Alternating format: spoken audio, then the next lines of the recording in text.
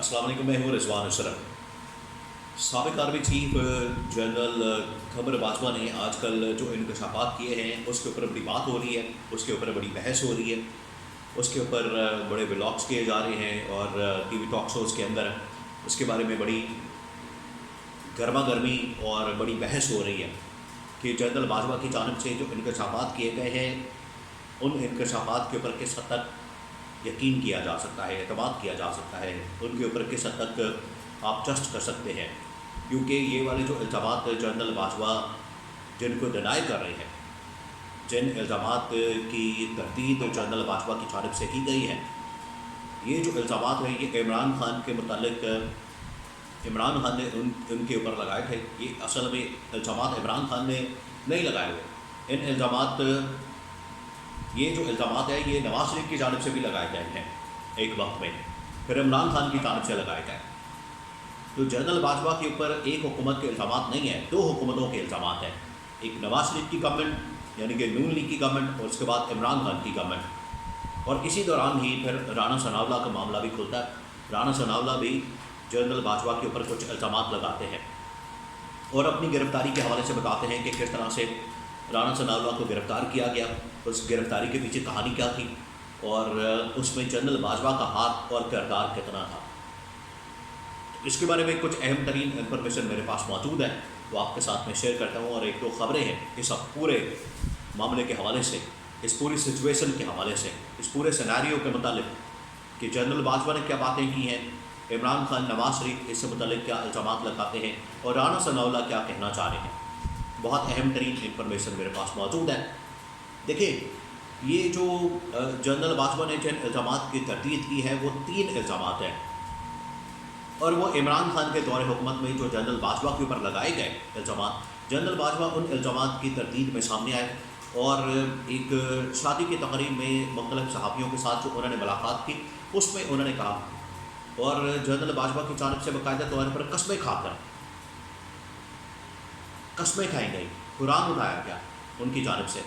اور ان کی جانب سے قسمیں کھائی گئیں، تب جو ہے جنرل باجوہ نے ان الزامات کی تردید کی۔ وہ 3 الزامات ہیں، وہ میں آپ کو بتا دیتا ہوں، پھر اس کے بعد میں عمران خان اور نواز شریف کیا الزام لگاتے ہیں پھر میں آپ کو وہ بتاتا ہوں۔ جنرل باجوہ نے سب سے پہلے تو کہا ہے کہ میں نہ کسی رجیم چینج آپریشن کے اندر شامل تھا، نہ میں نے نواز شریف کو باہر بھجوانے میں کوئی کردار ادا کیا، نہ جو ہے میں نے ایکسٹینشن مانگی، جو سیکنڈ ایکسٹینشن تھی۔ ایک تو ایکسٹینشن ان کی ہو گئی،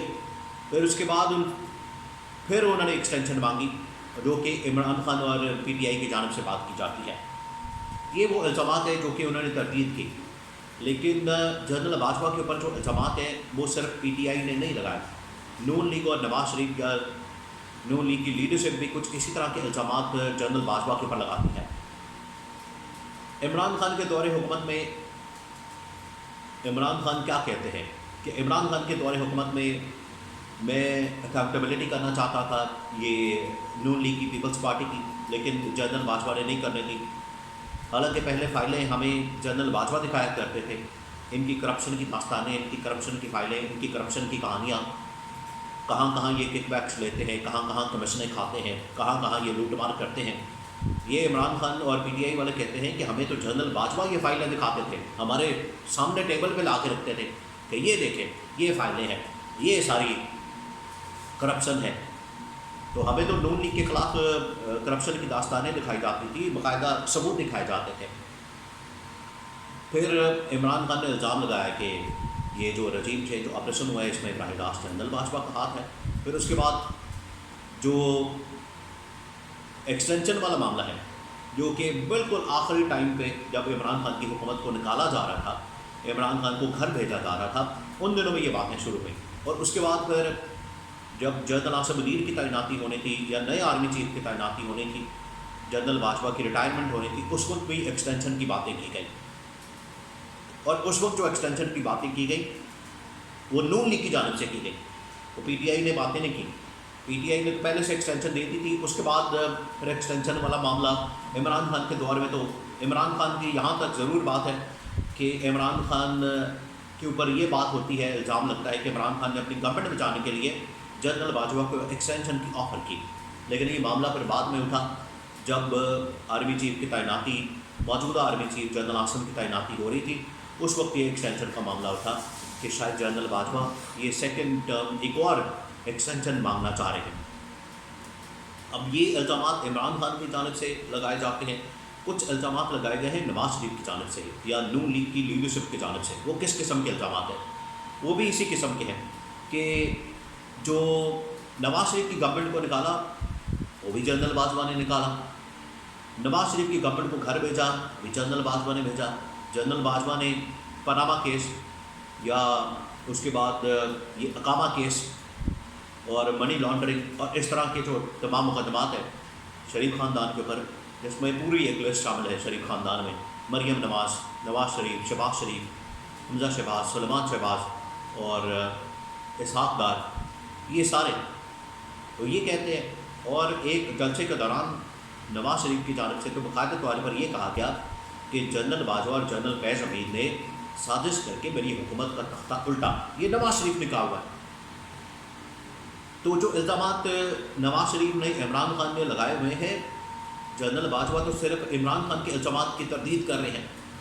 ابھی تو نواز شریف والے الزامات ابھی پڑے ہوئے، اور پھر اس طرح سے یہ معاملہ نہیں حل ہو سکتا کہ ایک سٹیٹمنٹ ادھر سے آ گئی، ایک سٹیٹمنٹ ادھر سے آ گئی۔ اس سے کیا پتہ لگے گا کہ کون سچا ہے، کون جھوٹا ہے، کون کیا کہہ رہا ہے؟ اور بالکل آؤٹ آف کانٹیکسٹ، اس کا کوئی ریفرنس، اس کا کوئی کانٹیکسٹ بھی نہیں اس طرح سے بیان کیا جا رہا، بس ایک چھوٹا سا بیان آتا ہے، اس کے بعد وہ چلاتے ہیں، اس کے بعد اس کے اوپر جو کانسپریسی تھیوری ہے وہ بلڈ اپ کرنا شروع کر دیتے ہیں، لیکن حقیقت سامنے نہیں آتی۔ اگر تو یہ تمام حقائق کا پتہ کرنا ہے، یہ تمام حقیقتوں سے پردہ اٹھانا ہے، تمام حقائق کو آپ نے بے نقاب کرنا ہے، تو ضروری ہے کہ ایک ایسا جوڈیشل کمیشن بن جائے، اس میں صرف عمران خان کے دور کو کور نہ کیا جائے کہ معاملہ صرف عمران خان کے دور حکومت تک رہے کہ عمران خان کے خلاف کیا سازش ہوئی، رجیم چینج آپریشن میں کون کون تھا، کیا سازش کس نے کی، کیسے کی، آپ یہاں تک مت رکھیں، آپ پیچھے چلے جائیں، 2015 میں چلے جائیں، 13 میں چلے جائیں، 12 میں چلے جائیں، اور اس وقت سے تحقیقات کریں، ایک کمیشن بنا دیں، جوڈیشل کمیشن بنا دیں، ایک تحقیقاتی کمیشن بنا دیں جو کہ اس معاملے کی تحقیقات کریں، پچھلے 10 سال کی، 15 سال کی لگا دیں آپ، تاکہ لوگوں کے سامنے سچ آنا چاہیے، لوگوں کے سامنے حق اور سچ سامنے آنا چاہیے، اور لوگوں کو پتہ چلنا چاہیے کہ حقیقت کیا ہے۔ اور پچھلے 10-12 سال کی جو ہسٹری ہے، تاریخ ہے، وہ خاص طور پر یہ جو نوجوان نسل ہے ان کو پتہ لگنی چاہیے، جو آج کل بڑی ایکٹیو ہے سوشل میڈیا کے اوپر، ٹک ٹاک کے اوپر، فیس بک کے اوپر، ٹویٹر کے اوپر، یوٹیوب کے اوپر بہت ایکٹیو ہے، ان کو پتہ ہونا چاہیے کہ ہماری پچھلے 10-15 سال کی ہسٹری کیا ہے، پولیٹیکل ہسٹری کیا ہے، تاریخ کیا ہے۔ اور دوسرا یہ کہ رانا ثناء اللہ بھی آج کل یہی باتیں کرتے پھر رہے ہیں کہ مجھے گرفتار کیا گیا، جنرل باجوہ نے اصل میں گرفتار کروایا، اس کے پیچھے اس وقت کی اسٹیبلشمنٹ کا ہاتھ تھا، اور عمران خان کا نام لیتے زیادہ یا نہیں لیتے اس سے فرق نہیں پڑتا، وہ بھی الزام رانا ثناء اللہ بھی اس وقت کے اسٹیبلشمنٹ جنرل باجوہ کے اوپر یہ الزام لگا رہے ہیں، اور کہہ رہے ہیں کہ جو اس وقت اینٹی نارکوٹکس کے ڈی جی تھے، ڈی جی جو کہ میجر جنرل رینک کا آفیسر ہوتا ہے، اس نے یہ سارے مقدمات بنائے رانا ثناء اللہ کے اوپر منشیات کے، ڈرگس کے۔ تو رانا ثناء اللہ نے جا کے شکایت کر دی جنرل باجوہ کو، جنرل باجوہ کے سامنے یہ معاملہ رکھا، آپ کی وجہ سے یہ سارے مقدمات میرے اوپر بنائے جا رہے ہیں۔ جنرل باجوہ نے کہا میرا اس سے کیا تعلق ہے، میرا اس سے کیا لینا دینا۔ تو رانا ثناء اللہ نے کہا کہ یہ آپ کا آدمی ہے، آپ کے ادارے کا آدمی ہے، اگر آپ کا ادارے کا آدمی بغیر آپ کی اجازت سے یہ کام کر رہا ہے تو پھر اس کا کورٹ مارشل ہونا چاہیے، اس طرح کی باتیں نہیں ہیں۔ تو جو جنرل باجوہ اور رانا ثناء اللہ، نواز شریف اور عمران خان، نواز شریف اور جنرل باجوہ، یہ تینوں کا جو اگر معاملہ سامنے رکھے تو اگر چیزیں کلیئر نہیں ہیں اور ایک دوسرے کے اوپر صرف الزامات لگائے جاتے ہیں، ادھر سے الزامات آتے ہیں، ادھر سے ڈینائل آتا ہے، ادھر سے الزامات آتے ہیں، ادھر سے ڈینائل آتا ہے، اس سے کچھ نہیں ہوگا، اور ایسے ہی وہ ٹرک کی بتی کے پیچھے سارے لگے رہیں گے۔ اگر اس کو حل کرنا ہے، اگر ان تمام معاملات کی تہہ تک جانا ہے، جانچ پڑتال کرنی ہے، اس کو صحیح طرح سے پرکھنا ہے، معاملات کو سامنے رکھنا ہے